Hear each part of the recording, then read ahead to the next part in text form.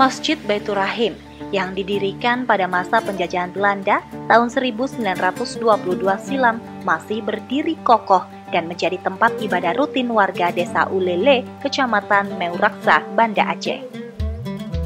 Dulunya masjid ini menjadi tempat pertemuan dan lokasi pemantauan kolonial Belanda selama perang melawan Aceh. Ruang pertemuan itu berada di bangunan bagian depan Masjid Baitur Rahim saat ini.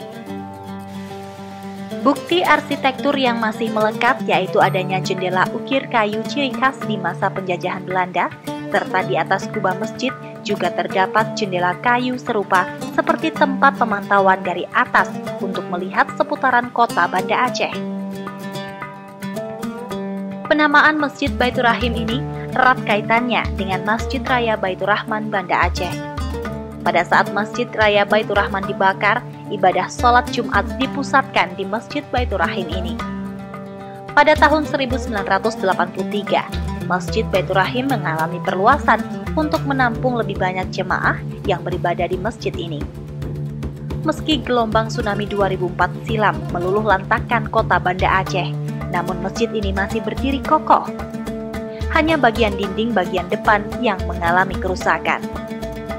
Lokasi masjid ini juga ditetapkan sebagai titik nol atau zero point terjadinya peristiwa tsunami di Aceh, sehingga banyak wisatawan baik dalam negeri maupun mancanegara untuk berwisata religi di masjid bersejarah ini.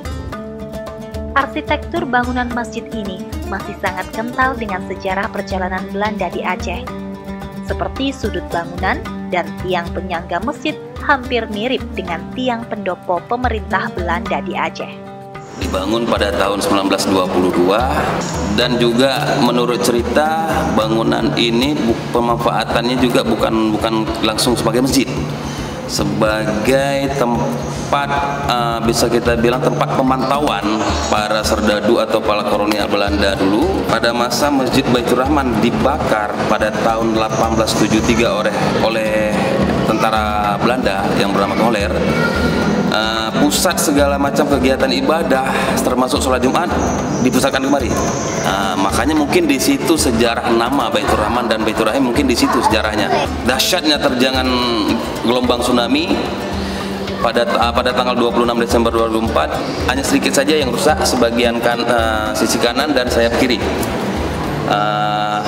Hanya sekitar 10% lah. Aceh memiliki banyak sejarah tentang peradaban Islam. Masjid menjadi bukti perjalanan Islam di Aceh itu terus berkembang.